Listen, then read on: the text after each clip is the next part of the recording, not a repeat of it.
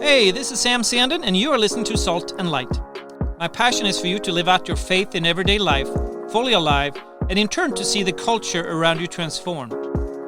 With a unique perspective as a Swedish immigrant, pastor, small business owner, and politically engaged citizen, my prayer is that this podcast will encourage, inspire, equip, challenge, and mobilize you to become the salt and light God created you to be at this exact moment in history. What a time to be alive, friends. Let's go. Well, thank you for tuning in and watching us. Today we will be looking at why Israel, and I have a very special guest with me this morning for my time, afternoon his time, Mr. Chip Kendall. He's an old friend from way back when. So our backstory is that when Sharnas and I were part of a ministry in Manchester for a few years there, back around the turn of the century, which is crazy. We were part of a ministry, just ministering to kids. It was music in schools, all kinds of stuff, traveling, and just trying to reach the youth for the Lord. We had a little bit of time overlapping as Chip became part of the ministry right as we were phasing out, and he was part of the band with no name that some of you might know. And he stayed involved both in the music scene, Christian music scene in Europe, and but then also as a pastor in Audacious Church in Manchester. So I love looking at your bio here. I have a quote here saying that you're a rapper, singer, songwriter, worship leader, evangelist, Bible teacher, author, radio and TV presenter. Wow, that's a mouthful, but really you can summarize that as just being salt and light. Wouldn't you say, Chip? My guy, thank you so much, Sam. It's great to be here. And yeah, I've summarized salt and light sounds good, especially salty meaning what it means these days. Yeah, you've been very involved for the last 20 odd years in the scene in England of just being salt and light in the culture there, being involved both in your local church, which I love, having that firm foundation of being rooted and grounded, but at the same time, God has granted you favor, and you have your own TV shows at God TV. You are involved in, reaching the youth in England, especially in regards to the music scene there, and maybe we'll touch on that. But also, we share a common thread in that we're both aliens in our new homelands. I came from Sweden to England and then ended up moving to America, where I'm now a citizen. You had a different story. You came from America to Israel, and now you are in England. So it's kind of funny how we both are how the Lord has taken us to a place we probably weren't expecting to be, but how we can be used for the glory there. So, Sam, the way I say it is that our home is in heaven anyway, right? Our home is heaven. We're kingdom people. We're here on assignment. Wherever we are on assignment. Yeah. And Sam, as much as you just did an incredible introduction, I wish your listeners already know you, but I wish I could tell them the Sam Sanden that I know, and the way that you've been obedient, you've been faithful. There's a song that I've just written where it says faith is spelled Obedience.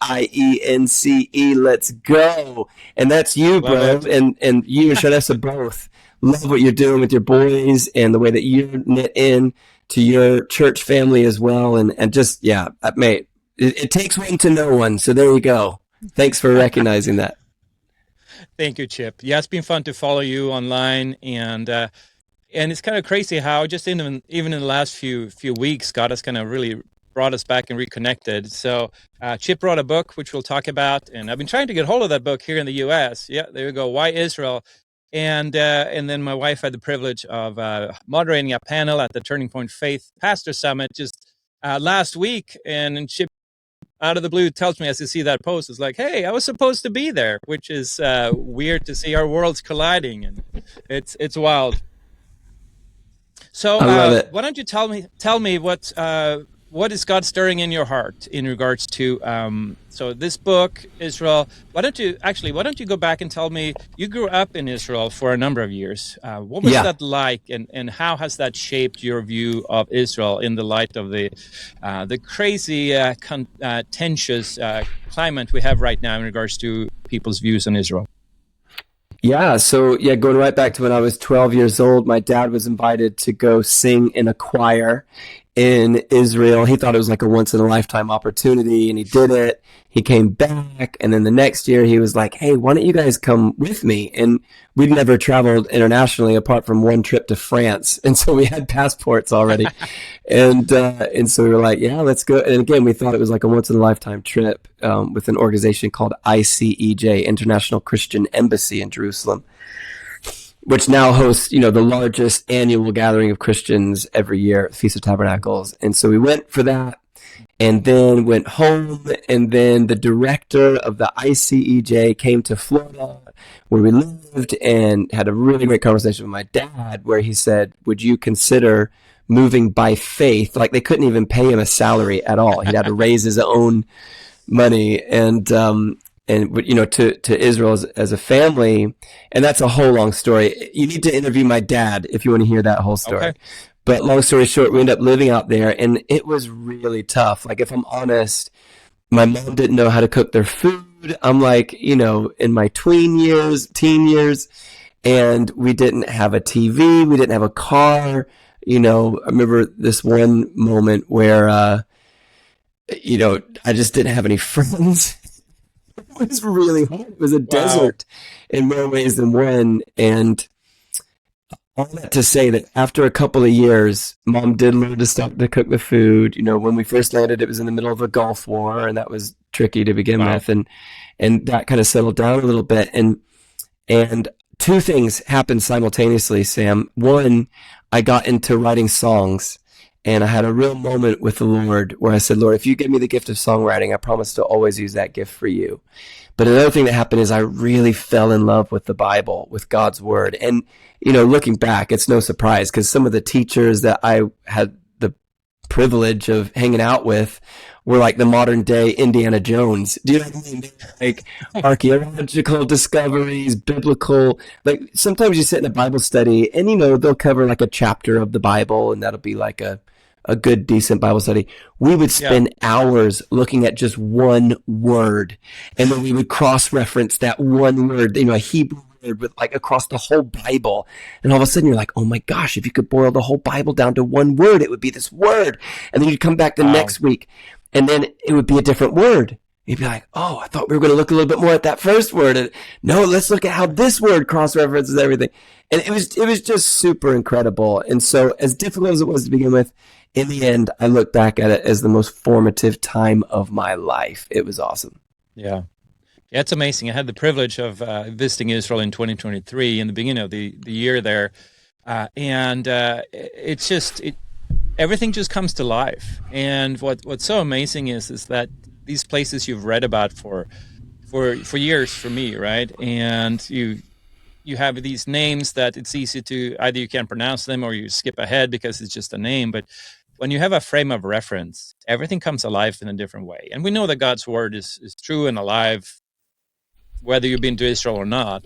But someone said it's like going from a black and white TV to color TV, right? There's something that just comes alive and just pops out, and all of a sudden you have a context to hang everything on. When Jesus walked up to Jerusalem, okay, it's on a mountain, so that makes sense, or this or that, and the culture just kind of adds a richness. It's like it's not dependent on your salvation, right? But it just brings a whole different feel to the Word of God.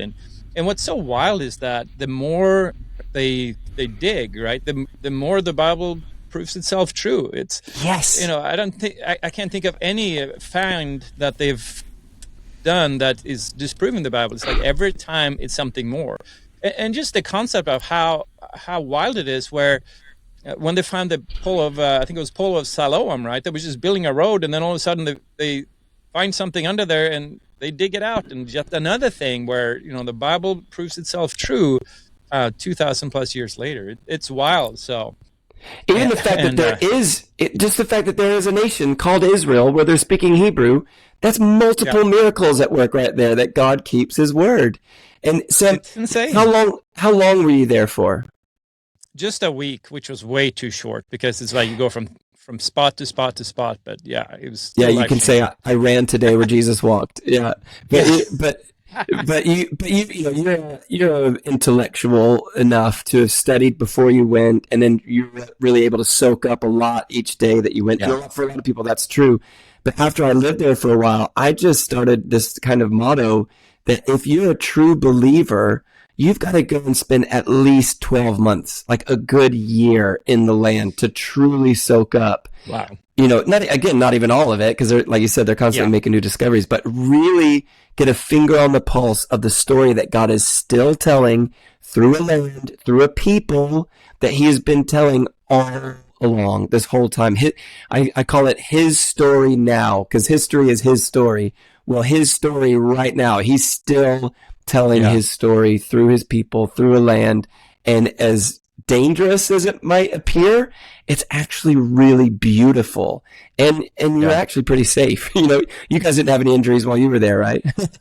No, nothing. But and the thing is, it's everything comes with a cost, right? So you can go down the street and get run over. So I think you might not want to go when there's no airplanes flying over there at all. Period, right? But not allowed.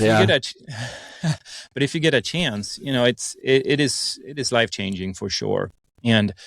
And like you said, this miracle of Israel, I think people don't grasp what big of a supernatural story of God taking a people all those years back then who've been exiled, twice, and then brought them back to a place where there's no other country or culture in the world where have been without a land for so long, but yet have a uniform culture, history, language. It's mind-boggling. So, and I don't know if you studied much of the story of Ben Yehuda, the rabbi who basically resurrected the language of Hebrew. Like, you've got to check that out. It's insane. Okay. Like, it would be this similar thing. You know how, like, you read those ancient hieroglyphics, right, in the Egyptian world. And, some new nation startup, which does actually happen more than you realize, decides we're going to bring back hieroglyphics, and not only to read it, but we're going to say the words the way that they would have said them, or Latin or something like that. It just would boggle me. How would you even start to do that? How would you get everybody doing that? And they had a little bit of a head start with Yiddish. Yiddish is a little bit like Hebrew. It's a mixture. But I mean, to bring back the language of Hebrew as it's written and spoken in the Bible, I just think is a miracle. It's awesome. Yeah. Even Greek, right? The New Testament Greek is kind of, we don't know how it was pronounced. So it's wild. And that was the language that obviously was the language of the world at that time, which is crazy. So it's beautiful. So tell me about your book. So because of everything going on, and I'm sure, England is just as bad as here in America, Israel is always in the news. It's always blamed as being the bad guys. It's amazing how such a tiny nation, so few people can be the source of all the world's problem, right? So tell me your heart behind this book. Why Israel, and what caused you to write it, and what do you hope to accomplish with it? Oh, it's a great question, Sam. This book is really the culmination of, I would say, probably about 5 years of focused research. How do I tell this story? There's so many jump-off points, right? When October 7th happened, it was definitely a kind of fast forward. But even before October 7th happened, I was already working with a brilliant organization, probably one of the longest running messianic organizations in Israel, is called Ma'oz, started by an amazing couple, Ari and Shira Sorkaram. And everything I'm saying, just know that I could literally do a whole podcast just about these things. But Ari and Shira set up Ma'oz, and now 50 years later, it's still going. The first modern day Hebrew speaking congregation, that congregation is still going in Israel. Wow. And now they support over 100 local churches, congregations over there. And so I started working for them as like their UK ambassador. And they let me, very graciously, very generously, they let me take as many pastors or Christian leaders of organizations who I kind of already had connection with, as you know, from history with the band and all that stuff. They let me take them out to lunch and just suss them out. Just find out, what do you think about Israel? Like let's not turn this weird. Let's just, like, you can be honest with me. Brass tacks. Yeah. Do you teach about Israel? What do you know about Israel? Do you just think it's all weirdos with shofars and Israeli flags? Is it political? Like I would have these types of conversations over and over and over. And I began to see firsthand that somebody had a job cut out for them to just try to take British pastors by the hand and say, let's go back to what the Bible says, right? And let's not get political. We don't have to get political. You really don't. I mean, you can if you want. You can look at a little bit of history and help to feed that narrative. Let's just look at the fact that Jesus was Jewish. Jesus wasn't a Christian. It's amazing how many people are thrown by that, right? Yeah. Believers and non-believers. Jesus was a Christian. He was a really, really good Jew, and people called him rabbi because he was a really good teacher. And he was so much more than that, but he was Jewish, right? Can we at least agree on that? And if we can, then let's look at some of the promises. And so, there's just some really simple things that kept coming up in the conversation that the people I was meeting with found it really helpful. And so I began to work out, okay, a lot of these guys are replacement theologians. They didn't even know what replacement theology was. But, when you do know, you can see it a mile off and you can really figure that out. And so the book starts, I was hoping for a chance to talk about this, and we don't have to talk loads about this, but it talks with me talking about when I first moved to Israel. There was a real culture clash because right away, most of the churches, they don't sing to Jesus. They sing to Yeshua, which is his Hebrew name. And as beautiful as that sounds, and, kind of like, let's get back to our organic, dusty roots. And it should be kind of powerful. Like, I hated it. It was really difficult for me to get used to singing to Yeshua. I felt like I was singing to a different God, Right. And I began to unpick what it was like to be a cultural Christian, Western Christian, versus what it's like to really get back to my Jewish roots and all the cultural implications of that. And I start with that because I think, for a lot of Western Christians, even to understand what a Messianic Jew is, is a whole journey. And I didn't want to come off as like, we're better than you. I didn't want to come off as like, we're more chosen than you. I'm not even Jewish. I don't even know the same we, I guess, because I'm grafted in and I'm adopted in. I'm used to using that language, but I just thought, why don't we just call it Why Israel? And just start with a question. Almost every chapter starts with a question. Why is Israel always in the news? If God has a heart for Israel, then should I? Who are the Palestinians? And how can I stand practically with Israel? So that's really the book. And it's very surface level. Sam, I know you've already read the book, haven't you? We won't go into much depth. It's really, what's the word? It's gentle, and it's just kind of like surface level, grade A stuff that hopefully anybody, including Gen Z, will find helpful. We've got loads of infographics, right? Which I find really helpful. I'm a very visual learner. A lot of infographics in there. And even if you're just kind of like, I just want to know a little bit, or maybe you're a pastor or a teacher or somebody who considers himself a little bit knowledgeable in the Bible, and other people come to you for like quick advice or quick posts if you're into social media, then the infographics, I did that on purpose so that you can have almost like a quick reference guide. I'm about to preach right now on Moses. I just want to give like maybe 2 or 3 sentences to what God's doing in Israel, how exciting that is. Let's just go to that quick infographic or a really quick reference point. And so hopefully people will find it helpful from that perspective as well. So I didn't mean to actually go on that long about that, but I'm super passionate about it.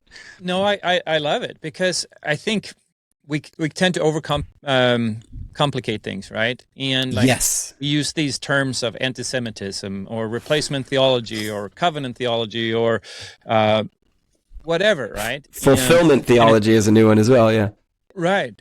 And I loved how your book it's easy to grasp, and it's a quick read because sometimes, each of these chapters could be several books in itself, right?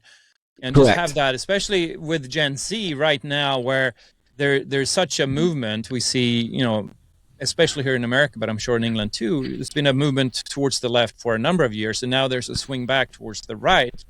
And there's a number of grifters that are way too far right, and they're not even, you couldn't call them conservative, let alone Christian, that are espousing language that reminisce of very anti-Semitic, or even you get flashbacks to Nazi Germany or whatever, right?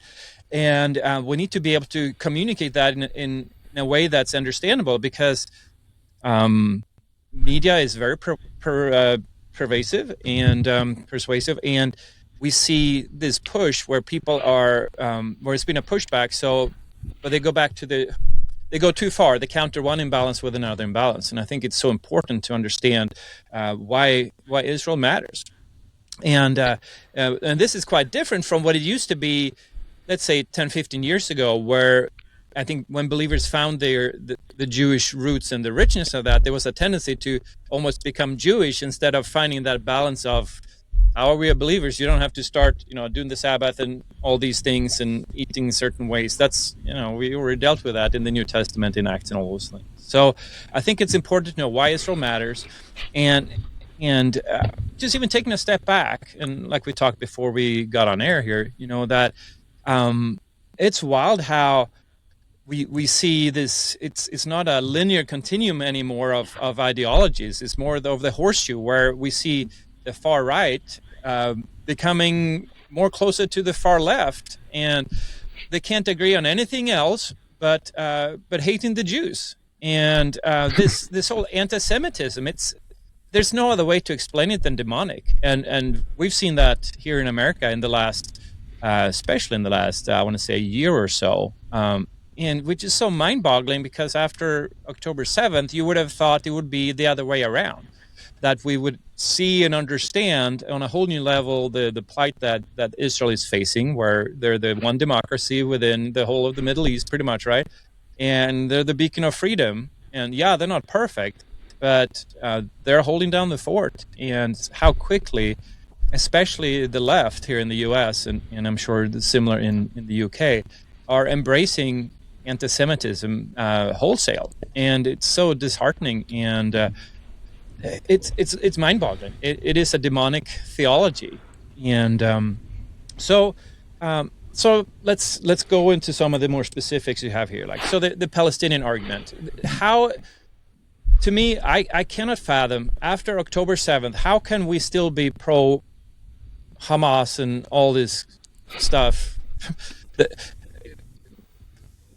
Since Israel was the ones that were being attacked. And can you just shine light on the whole history of Palestine? Because I think especially the youth today are very quick. It's kind of funny. It's the youth and the older people. It's kind of like, that are buying into this. But what is the history of Palestine? And can you just set some records straight in regards to what should our view really be on this, right? Yeah, no, it's great. It's really, really good. And there's actually 2 chapters that we dedicate to this topic. A lot of people don't understand that even the word Palestine was meant to be something that provoked. Provoked is probably the wrong word, but that was like a dig at Jewish people and at Israel. Yeah. When Jesus died, came back to life, was resurrected, and also ascended into heaven, we know that was probably around 33 AD. But he had prophesied a few things about how no stone would be left on top of another, that the temple would be destroyed and all of that. And that actually happened in around 70 AD. The Romans drove a lot of Jewish people out of the land. And it was actually a Roman who named that whole area where Israel, Judea, all of that was, he named it Palestina, because in the Roman language, that was how you said Philistine. And so even in modern day Hebrew, the word for Palestinian is Philistine. It's Philistine. So it was almost like the Roman leaders' way of saying, even after all those Bible stories and after all that history, the Philistines end up winning, right? which is hideous. It's horrible and it's terrible. But that doesn't mean that all of the Jewish people left. There's always been some sort of Jewish remnant that's been there in that whole land. And, because the rest of the world started to call that whole area, not just Israel proper now, called it, Palestine, then you had Palestinian Jews, right? Because that was what it was called at the time. Then we know what happened, 1947, 1948. There began to be this thing through something called the Balfour Declaration. I don't think we talk much about the Balfour Declaration, where it talks about a Jewish homeland in Palestine. Not saying a Jewish homeland in the nation of Palestine, just a Jewish homeland in Palestine, that general area. And people love to talk about a two-state solution, right? That's already happened, because all of what we know now as Jordan, that was technically part of this general area called Palestine. And they said, okay, let's just kind of like draw the line here. And this side can be kind of like the Jewish homeland. And then that side, that can be kind of like the Arabs. And anyway, so they gave it its own name. It's the nation of Jordan. It was called Transjordan before. Now it's just called Jordan. Well, that wasn't enough for what you could call the Arab Palestinians at the time. And so straight away, I mean, like the almost from the moment that the independence war was fought and won, and when you had a nation, the nation of Israel, the Arabs have kind of clubbed together and said, no, we can't allow there to be any Jewish homeland whatsoever anywhere on the planet. And so they would go to war against it. And then it really came to a head, and this is what you could kind of classify as the beginning of this quote unquote made up land. Oh, I know that I'm offending people by even saying that. So please go with me, guys. This is just history. Can I just stop everything right now and say that there is a lot of injustice in that whole area across the board. And nobody, like literally nobody should have to be ruled by Hamas. Nobody should even have to reach a stage where that's even normalized or even voted in there's a lot of debate over whether it is voted in or if it's just a takeover. Right. But even to be, turn into an extremist like that is just hideous. And it is evil. You're right. You said demonic before. And so I don't want people to think that I'm writing off these people as like non-humans or anything like that. No. This is just history, right? So, 1967. Sure. Yeah. 1967, the 6-Day War. I've got a neighbor who lives across the street, who fought in the SAS during the 6-Day War. You know him, Sam. We could do an interview with that guy. His name is Dave. He goes, Chip, we called it the 3-Day War because the Israelis had it won by the time the Brits got there. That's amazing. The 3-Day War. Can you imagine? Anyway, so, he said it was just a miracle in action. And that's what happened. You had all these different armies turn against Israel. And then you get this character coming through by the name of Yasser Arafat, right? Yasser Arafat, we would literally call him a terrorist, right? The man was a terrorist. He had no problem killing anybody, Arabs, Jews, anybody, if it didn't go along with his political agenda. And he was a bad guy. He was definitely a bad guy.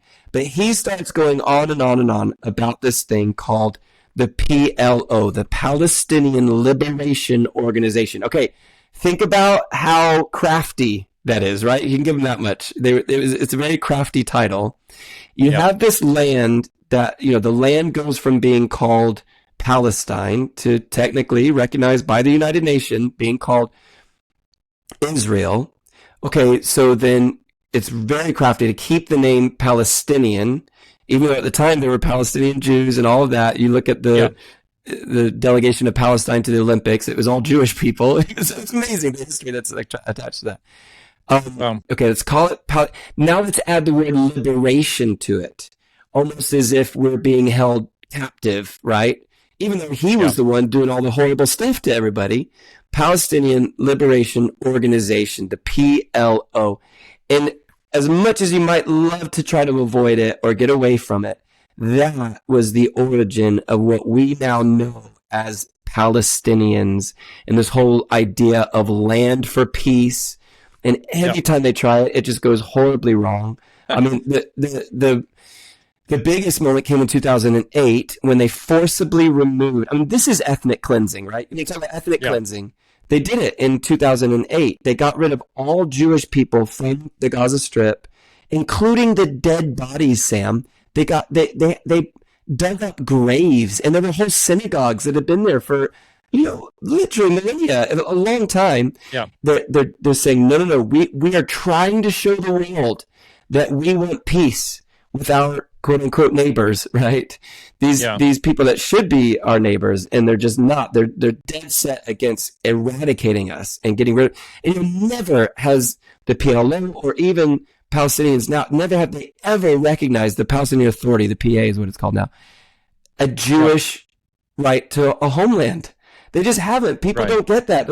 They're not satisfied. That is a line that they cannot cross. And so even all these deals that were done, and the Temple Mount and all that, it's all like gestures of, can you just please stop trying to blow us up? And people don't even know the definition of the word intifada. Intifada is like all out war against Jewish people, and from the river to the sea. Well, which river, which sea? It's the Jordan River to the Mediterranean Sea. They want to completely wipe out Israel. Sorry, I get a little bit heated when I talk about this stuff, and I do try to be as even-handed as I can. But can I just read this quick? I'm literally doing what I wrote the book to do right now, Sam. Just a quick guide for me. Here's some buzzwords when it comes to Palestine and Palestinians and that whole movement. Some buzzwords and versus some facts. The buzzword apartheid. The claim is that Israel discriminates against Arabs like South Africa's apartheid regime, when in reality, Arab citizens of Israel can vote, they can hold office, they can serve in the IDF, the Israel Defense Forces, and sit on the Supreme Court of Israel, right? It's literally, you cannot ever use the word apartheid when it comes to the modern state of Israel. Colonialism. That's the buzzword. The claim is that Jews are colonial settlers in Palestinian land, when in reality, Jews have lived continuously in the land of Israel for over 3,000 years. It's their homeland, all right? And we can talk about biblically and all that, and we do in the book. We talk loads about that. Number 3, genocide. This one really lines me up. The buzzword is genocide. The claim is that Israel is committing genocide against Palestinians, when in reality, the Palestinian population has steadily increased since 1948, including in Gaza. The word genocide, I don't go into this much in the book, but the word genocide was only invented after the Holocaust, when they were talking about trying to wipe people out because of their genes and figuring out, what race are they. It's the definition of racism, genocide, and all of that. And it's like the devil is trying to turn these terms against the nation of Israel. We wouldn't have these phrases if it wasn't for what was tried to be done against the Jewish people. Okay, 2 more buzzwords. Have I got time for 2 more? Occupation is the buzzword. Occupation. The claim is that Israel illegally occupies Palestinian land. Here's the reality. Israel left Gaza in 2005. Sorry, I said 2008 before. That was wrong. 2005. I need to read my own book, Sam. But it retains control of some other areas for security and self-defense purposes. That's it. Yeah. Much of the conflict is about security and self-defense. Final buzzword, ethnic cleansing. The claim is that Israel was to remove all Arabs from the region. In reality, 20% of Israel's population is Arab, and they have full legal rights. This chart is not to dismiss real suffering, but to expose how misused language can inflame rather than inform. Simple as that. And, Sam, do you even know this? How many Jewish people are there on the planet? Okay, first of all, how many people are there on the planet? You tell me. What, is it 7 billion? Yeah, like 7 billion. 7 or 8. Some people say a little bit more, 7 or 8. Yeah. Yep. How many Jewish people are on the planet? Is it 18 million? Is that what it is? Under 16 million. Under 16. Wow. That's just put that into perspective, right? That is 0.2% of the human beings on the planet. And yet still this thing called anti-Semitism? What? Are you kidding me right now? 0.2%. And yet, if you look at all of I've got books that do this way better than I could ever do it right now. But you look at all the Nobel Peace Prize winners, you look at all the Olympic winners, you look at all of any kind of like writing prize or creative prize or artistic prize or musical, people who are famous musically. So many of them are Jewish, right? Yep. I think God might be saying something to us, that his hand is still on the Jewish people. So again, I've gone on too long, Sam. You just got to get good at stopping me. No, this is great. This is great. Yeah. One thing that people don't know is so when we were in Israel, we couldn't go to Bethlehem. Well, we could have as Americans, but an Israeli can't, because Jews are not allowed in Bethlehem. So out of, we could have walked into Bethlehem, but our bus driver and our tour guide that were Jews, they would not have been allowed, and have these big signs that's, persecution, all kinds of stuff. But yet, like you said, Arabs can go pretty much everywhere in Israel. It's treated as the citizens, but vice versa. It's crazy. So can you speak a little bit to then the concept of the people Israel versus the state of Israel? Because sometimes people seem to think that just because we're to bless the Jews means that Israel can do no wrong as the state of Israel. Can you just address that, how you respond to that? Yes, and I will say this, Sam. I got this from my good pastor in Israel, Wayne Hillston. I'm not pro-Israel, nor am I pro-Palestinian. I am pro-Yeshua. I am pro-Jesus, right? Yeshua. Yeah. His name literally means salvation. And so I know this is a hot topic, state of Israel, nation of Israel versus the people of Israel. And I would point to two things. One, show me any other homeland for the Jewish people, right? I mean, I know that at the moment anyway, a lot of them are living in New York. A lot of them are living here in England and in London, which has happened today. I don't know how much you want to talk about that. But, anti-Semitism is everywhere. Israel is not perfect, but it is the only Israel, the only homeland for Jewish people right now, right? That's just a fact. There isn't some other Israel being formed somewhere else.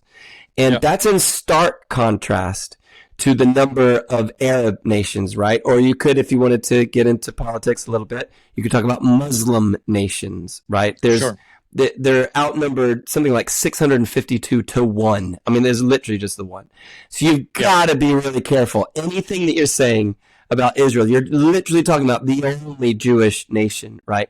So I'll say that. The second thing that I'll say is the Bible prophesies this stuff, bro. Simple as that a nation be born in a day? That's in the Bible, right? And I think it's like Isaiah, Jeremiah. I'm sorry. I know I wrote the book. I haven't got it all memorized yet.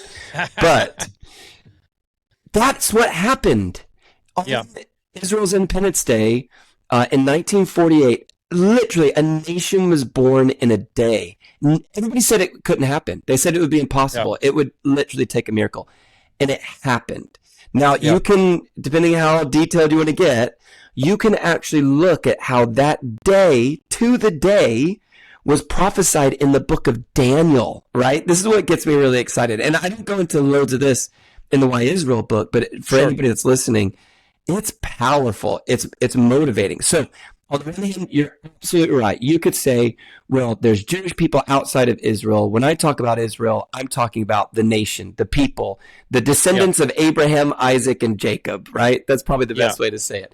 If you're a descendant of those three, Isaac was the son of promise, Abraham, Isaac, Jacob. Jacob got the name Israel. He also got the blessing from the dad. I know there's a little bit of a funny thing that happened in that story, but that's where the promise, the blessing goes through that line. Abraham, Isaac, and Jacob. We as Christians, we still worship the God of Abraham, Isaac, and Jacob. And so without going into too much detail, I would say that, yes, that's on the one hand, you can say that's the nation of Israel, is the people, the descendants.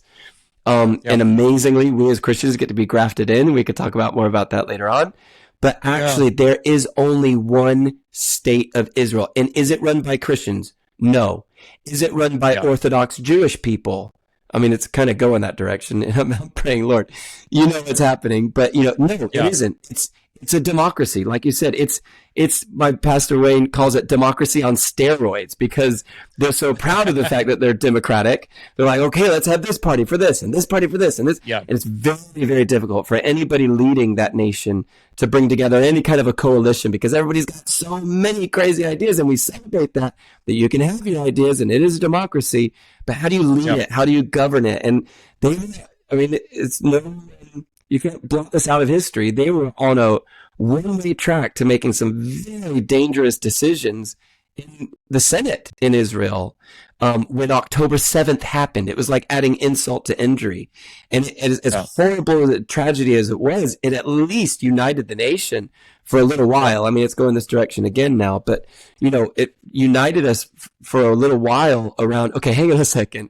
This is an existential threat. Like, we don't have an Israel if we don't come to grips with this. And so, as great as Netanyahu is, he's also made mistakes like anybody would. Right. We Christians in America do this as well. We try to put everything on Trump. It's like, I know Trump did that picture. And it did look like he was trying to be Jesus. And he said he was a doctor and all that. But the problem isn't necessarily on Trump. The problem is on us when we try to put all of that responsibility and all of that, weight onto him. No one man can carry that. That's why I'm pro Yeshua. Jesus is the answer for the world today. He is the Prince of Peace. We will not have the peace that we all crave and desperately want so much until the Prince of Peace is ruling and reigning, which the Bible says is going to happen. So let's make sure that we're on the right side of history, and make sure we're on the right side of what how did the angel of the Lord say it? And he says, I come as the commander of the armies of the hosts of the Lord. You know this better than me, Sam. Yeah. He says, are you for us or for them? It's like, I'm for the Lord. Right? Neither. I'm coming to take over. Yeah. Yeah. He says neither. I'm as the commander, I answer to God, basically. I answer to the Lord. I answer to Yeshua. You could say as a theophany or whatever. So, dude, I hope that gives you some perspective, and I haven't gone off the deep end. I hope I haven't offended your listeners unless it's helped them, like constructive offense. That's a thing. Yeah. No, I agree wholeheartedly. I think we need to be able to see that just because they're God's people doesn't mean they're perfect, right? Exactly. As we see, Tel Aviv is the LGBTQ capital of the world. We see that Israel is, if not the same as the U.S., even more in regards to abortion. In fact, if you're serving the military, you're entitled to 2 abortions. I think it's 3 now. I don't know. That might be wrong. Yeah. So Israel and the Jewish people are by no means perfect, but it's God's chosen plan, and we have to be engaged in that. And they need Jesus like we needed Jesus, right? And so, can you speak to? So you were over. You talked about the big event. Was it last year you were in Israel with all the artists and worshipers? Yeah. So I would love for you to speak to that. And so what you on a practical level are doing to bless Israel.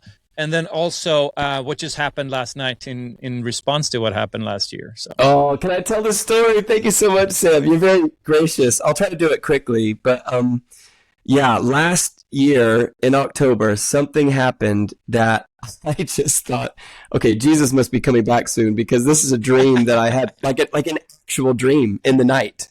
I don't mean like a Martin Luther King, I have a dream this afternoon. It was like an actual dream that I'll have. I don't know if you know that quote from Lawrence of Arabia. T.E. Lawrence says, those who dream by night in the dusty recesses of their mind wake in the day to find that it was vanity. But the dreamers of the day are truly dangerous men, for they may live out their dreams in order to make it possible. This I did. And that's what I feel like. I felt like a T.E. Lawrence full-on dreamer of the day, because God gave me this dream when I was given the ultimatum. I had to give an answer. Was I going to work for Ma'oz here in England? Potentially jeopardize everything that I've been building as an evangelist, as somebody who's recognized for just talking about Jesus nonstop. Was I willing to be like an ambassador? And God gave me this dream. And in my dream, I'm in a studio in Jerusalem showing people videos on my phone of famous Christian worship artists who've recorded in this studio. And it's all people that I recognized in my dream, and they were famous. And as I was showing these videos of these famous worship leaders recording and singing in the studio, people were coming up wanting to give me money. And this is how I know it was a God dream, right? Because in my dream, I was like, that's very kind of you, but I don't need your money. There was somebody else I was talking to before. They're over here. Let me introduce you to them. And so I did that. I would introduce them and just kind of leave them to it. And then another person would come up. And it was like a whole queue of people that were wanting to give me money. And I was like a stockbroker, right? Connecting them with the right people. This person was just talking about this need that they've got. And I think what you want to give to is that need. So you give to them. And then right at the end of my dream, this couple comes forward, and I could tell you their names, but I won't. They are the writers of all of the songs in the Disney franchise Frozen. You know, the Frozen musicals. Frozen 1 and Frozen 2. All those songs are written by one married couple. And wow. I don't know if they're believers. I kind of think that they're not. But anyway, they came up to me in my dream, and they wanted to give me money. And they were the only ones that I was like, oh, I'll have your money. Because I've got some projects that I'm working on that I think that you'd appreciate us using it for this. Anyway, I wake up from the dream and I could take ages to tell you about this story, but I'll just do it really quickly. One of the guys in my dream, I actually know him, and he had just moved to Nashville at the time to try to make it big as a worship artist. And I got in touch with him and I said, bro, I've had this crazy dream and I want to do a tour of Israel, the artist, Ma'oz Israel Worship Artist Tour is what I called it. And I said, do you think you can come on the trip? And he goes, man, not only can I come, I can bring some friends and let's do it. Let's make it happen. My dad knows his dad and the whole thing. Anyway, fast forward, and the date that I had it set, the first one we had to cancel because we didn't get the right number of people booked on it, and also the right caliber of people that we wanted to get onto the trip. The second time we had it set, November 2023. Now, you know this because you were there in 2023. What happened in October of 2023, October 7th, and we had to cancel the whole Ma'oz Israel Worship Artist Tour that my friend, I'll tell you his name is Bryson, he was going to come on this trip, and we couldn't do it. Yeah. Now, fast forward to like January, February time, 2024, I'm on Instagram, and I see that Bryson is in Israel. And I'm like, whoa, what are you doing over there? And he's like, oh, our mutual friend Rob, he's got me out here. I was like, just do it. How many more days are you there? Do me a favor, go to the studio, because Ma'oz Israel, the people I work for, they own the best recording studio in Jerusalem. Go to the studio, film yourself, writing a song or singing a song. I was like, make my dream come true, is what I said to him, right? And anyway, so he goes, and lo and behold, it's the one day that their desk, the studio desk, isn't working. They were doing some repairs on it. So I was like, well, just take a selfie or something. I don't know. Yeah. Anyway, now fast forward to the following summer. So this is 2025 or 20. The years blend in my head because it's now 2026. Yeah. Anyway, a little bit of time goes by. He calls me. He goes, Chip, are you sitting down? And I said, yeah. He goes, we're going to do your artist tour. I was like, what? He said, so-and-so, this person that took me out, he's going to pay, and he's found a way for it to be paid for all these people to come. He starts naming the people that were in my dream, Sam. And I said, amazing. I got one question. I said, can I please come on this trip? He goes, yes, you can come. We need you to come because you speak Hebrew. He's like, we need you to come and introduce us, and we're gonna make sure that there's a whole, at the time, 2 days in the studio. It ended up to be one afternoon, but in the studio, recording, writing, the whole thing. We want to make the dream come true. Anyway, this is going to answer your question now.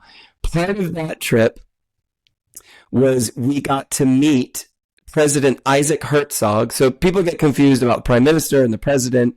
Yep. It is a little bit complicated. And there are other places in Europe that it's quite similar.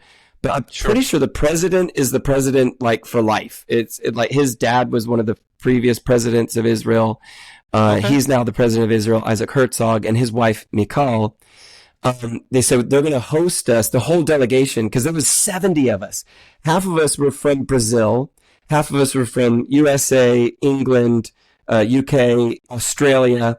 And so, apparently between the two buses, so between all 70 of us, we have 300 million followers on social media, which blows my mind still to this day. So we're influencers, right? So they meet us and they want us to meet them.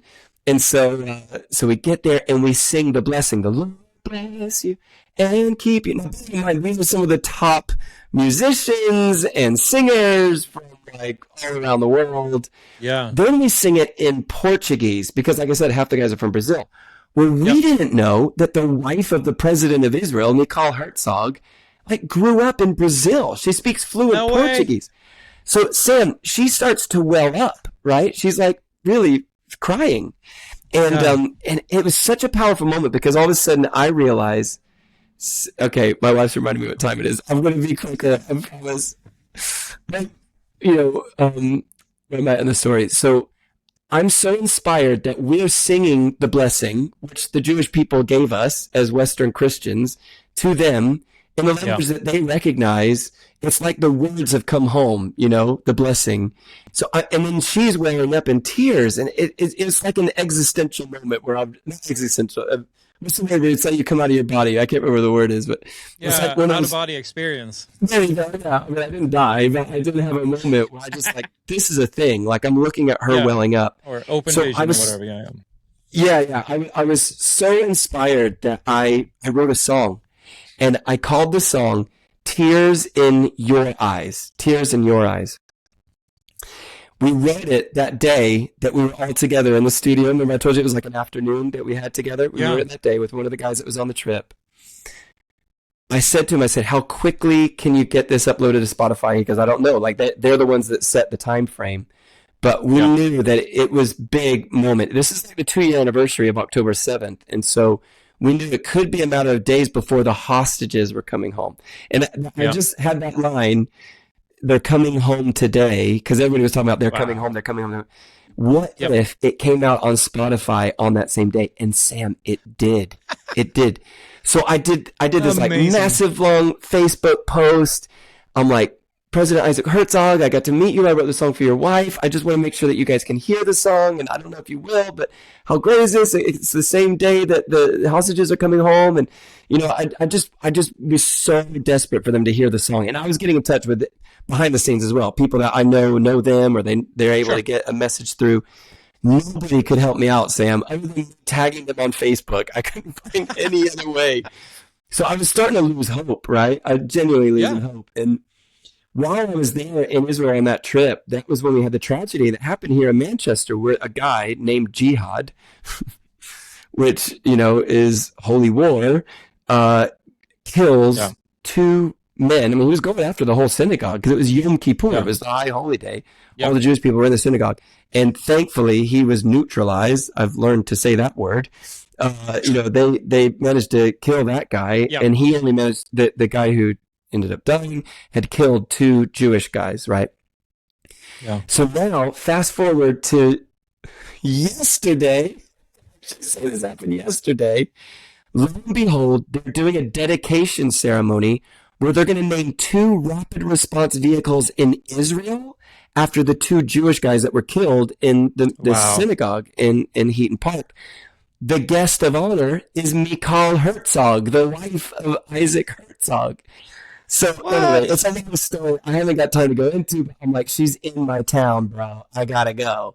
So I went to the thing. I drove 2.5 hours. Like I thought it was supposed to be 2 hours. Anyway, I get there in time, sit through the whole thing. It's a beautiful, very moving ceremony that they do. They did a satellite link up, a live stream with Israel. You see the vehicles, the families are there. We thank them, we bless them. It's everybody's crying because the rabbi gave this incredible speech, and then Mikala gives a speech as well. But then they say, everybody stay seated while the first lady leaves. And I'm like, I can just see my opportunity like slipping away. I'm like, all I wanted to do is ask her if she's heard my freaking song. You know what I mean? And so I was like, that could be it. But then as I walk out, they're having a photo op moment. They're taking pictures over there next to the ambulance. So, man, I get over there, and it's a whole story I won't go into right now. But long story short, I get to meet her. I get to start to play her the song. Her personal assistant is like, send me the song. I'll make sure she hears it. She was Wow. moved. I was moved. Then it turns out this like social media influencer was filming us the whole time. I'm like telling the story, and she's this Jewish girl, and she's amazing. She's got way more followers than me on Instagram. Let's put it that way. And she's like, I filmed the whole thing. Can I give it to you like on AirDrop? I was like, yeah. She gives it to me. I then posted it this morning because this only happened yesterday. Yeah. Sam, all I can say is right up until this conversation with you, you were the first one. This is the past moment, right? I've had phone call after the Jewish community loves this story, and they want to do an article on me in the Jewish Telegraph here, and just people that I had just completely forgotten about and totally lost touch with. They're getting in touch with again, and I think it's a significant moment, Sam, and I'll tell you why. Yeah. What you're doing isn't political. What you're doing is biblical. What you're doing is also, you're making history. You're writing yourself into the history of the narrative of the story that God's telling through his people. So a genuine thank you from the Jewish community, from me to you personally, because you're my friend, but also from the Jewish community in Manchester. Get this word out. Spread it far and wide. And just, I pray, like you kept talking about shifting the dial a little bit. Let's pray that God shifts it 2 degrees, right? If we have faith for 1, let's pray that he gives us faith for 2, because I believe that what we're doing right now is so significant that if we were to kind of like skip ahead to when we're in heaven celebrating, there's going to be stories told in heaven about these podcasts that you're making, Sam. So please, keep doing what you're doing, and I just think it's awesome. Let me be part of it as much as I can, but please do it. And tell people about the book, the Why Israel book. Please, whyisraelbook.com is where they go. Whyisraelbook.com. All right, that's the one. Get the word out for sure. Yeah, you're most kind, Chip. It's so fun to connect again, and we'll definitely have to have you back, because I know there's so much more in you that needs to be shared. So I can't wait, and just love to hear the stories God is weaving in your life, and it's not the end. I know that for sure, and I look forward to working together in the future as well. And we need to see God's people step up like never before. Amen. And you're coming on my live stream, right? It takes one to know one. I get to interview you next time. There we go. It's a deal. Well, love you guys. Say hi to your family, and can't wait to see you next. Same to you, Sam. Bless you. Love you lots. Love you. Bye-bye. Thank you so much for watching. Make sure to check out the links we'll post below and in the show notes, but you have to follow Chip online and get hold of this book. It's going to be a super good tool for you to just put things into perspective and to stay connected. So appreciate it. Thank you so much.